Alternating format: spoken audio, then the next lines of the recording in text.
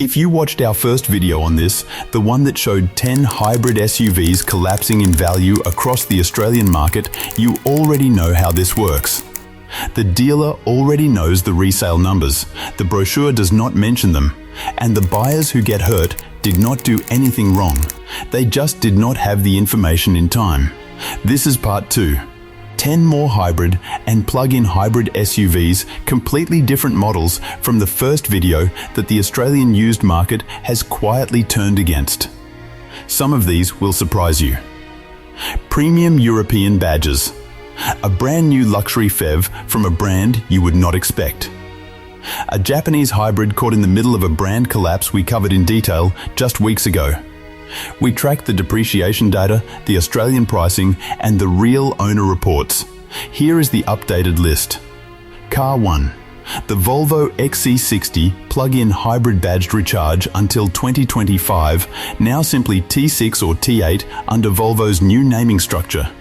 Depreciation data shows a 2021 XC60 has lost 40% of its value in 3 years, with a 2022 XC40 Recharge, the smaller electric Volvo, losing an even steeper 75th to a 100th percentile rate among its SUV class.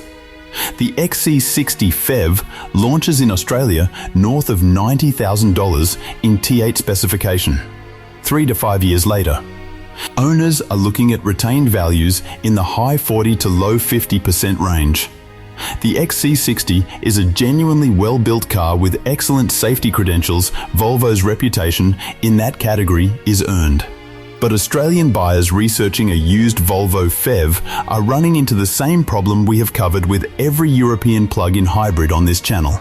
Complex hybrid systems requiring brand-specific diagnostic equipment, a smaller dealer footprint than the German Big Three, and a used market that simply does not pay a premium for Swedish engineering the way it does for proven Japanese. Reliability. Car 2. And this is the steepest depreciation curve on this entire list, the Mazda CX-90 plug-in hybrid. The CX-90 PHEV was Mazda's first entry into the luxury plug-in hybrid SUV segment, a genuinely ambitious vehicle for a brand that has built its Australian reputation on the CX-5 and the Mazda 3. Depreciation data shows a 2024 model has lost $21,800, 44% of its value in just 2 years. That places it in the 75th to 100th percentile for depreciation among all SUVs from its model year. In plain terms, almost nothing on the Australian or comparable markets is losing value faster. The reason is straightforward. Mazda is a brand Australians trust deeply for the CX-5 and the Mazda 3 vehicles, with decades of proven reliability behind them. The CX-90 PHEV is an unproven, complex, expensive new platform with none of that history. Buyers are not yet confident enough in Mazda's first luxury PHEV to pay anywhere near what early adopters paid for it new. Cars 3 and 4. The BMW X3 and X1 plug-in hybrids covered together because the story is nearly identical across both. A 2022 BMW X3 has lost $17,356, 41% of its value in 3 years. The smaller X1 holds slightly better, losing 33% over the same period. Both sit in the average to above average depreciation band for their segment, which for a brand commanding BMW's price premium when new is not the result buyers expect.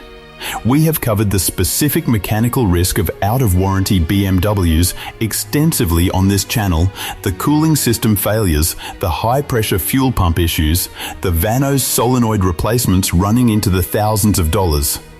Add the complexity of a plug-in hybrid drivetrain, lay it on top of those existing BMW-specific risks, and Australian buyers researching a used X3 or X1 PHEV are pricing in 2 compounding sources of uncertainty rather than 1. This channel publishes new research every week on the Australian car market. Subscribe now. Every video we publish could save you thousands of dollars. Car 5. The Mercedes-Benz GLC plug-in hybrid, and this one comes with a verified owner's own words, which is more damning than any statistic we could quote. The GLC 300E and 350E launch in Australia between $87,560 and $100,650. A verified owner review of the model put it plainly: depreciation is an unpleasant surprise because it seems, puzzlingly, excessive. That owner also flagged something specific worth knowing. Mercedes-Benz offers a battery warranty of 6 years and 62,000 miles on the GLC PHEV, 2 years and 38,000 miles less than most competitors offer on their own plug-in hybrid. Battery packs.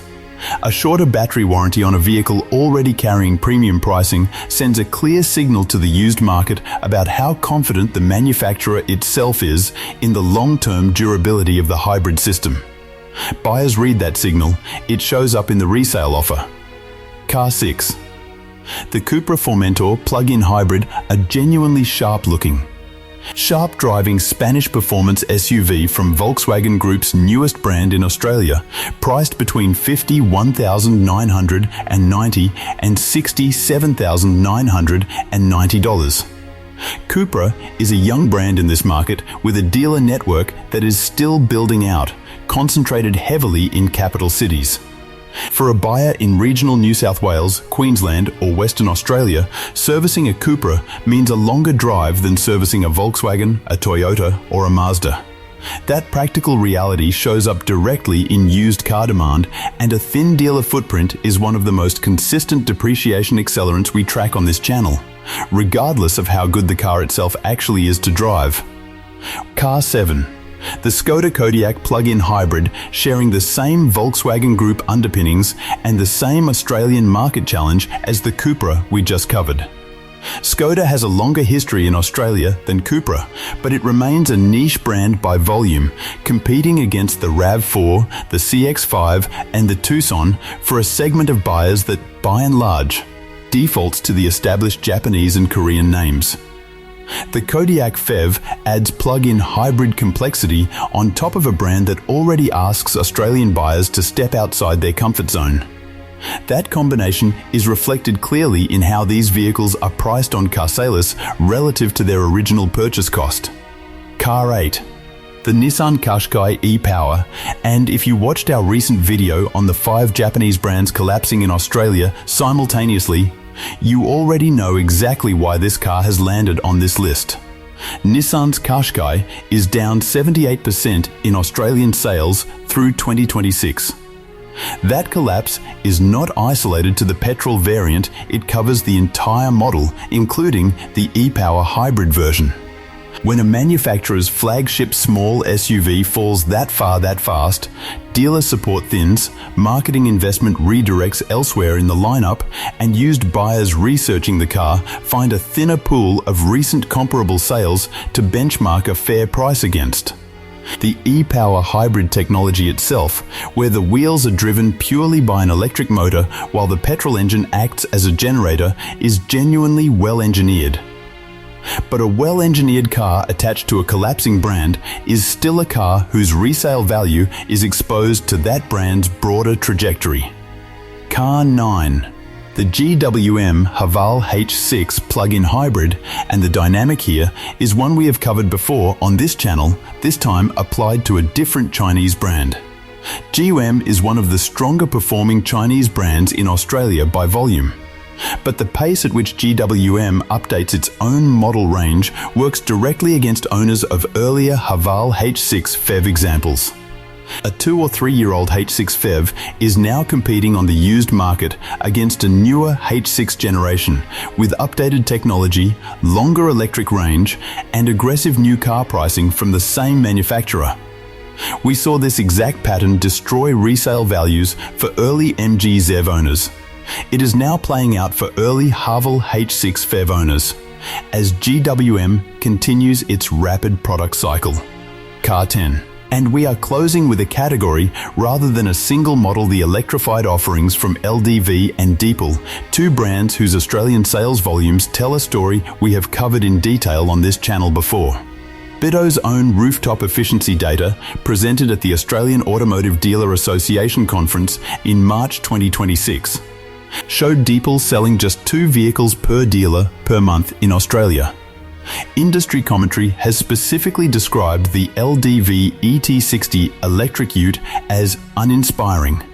When a brand is selling at that volume, the second-hand market for its electrified SUVs carries a specific and serious risk, limited comparable sales data to value the car against, a dealer network with genuinely uncertain longevity, and parts and service support that cannot be assumed to exist in 5 years the way it can for an established brand. These are not vehicles failing because the technology is bad. They are vehicles whose entire commercial foundation in Australia is still unproven. The benchmark has not changed since Part 1, and it will not change in Part 3 when we make it. The Toyota RAV4 Hybrid retained 81 to 84% of its value at 3 years, according to CanStar's Red Book analysis. No plug-in complexity, no thin dealer network, no brand collapsing underneath it. Just 3 decades of proven hybrid engineering and a service network in every town in this country. 10 more hybrid and plug-in hybrid SUVs. Volvo XC60 PHEV. Mazda CX-90 PHEV, the steepest curve on this list at 44% in 2 years. BMW X3 and X1 PHEV.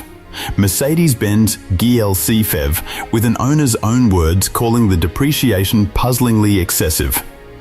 Cupra Formentor and Skoda Kodiaq PHEV, both exposed by thin Australian dealer networks. Nissan Qashqai e-Power, caught in a brand collapse we covered in detail. GWM Haval H6 PHEV, undercut by its own manufacturer's next generation. And the LDV and Deepal electrified models built on commercial foundations that remain genuinely unproven in this market. 20 hybrid and plug-in hybrid SUVs across 2 videos. One benchmark that has not moved. If this research is useful to you, subscribe. We publish a new one every week. And every video could save you thousands of dollars.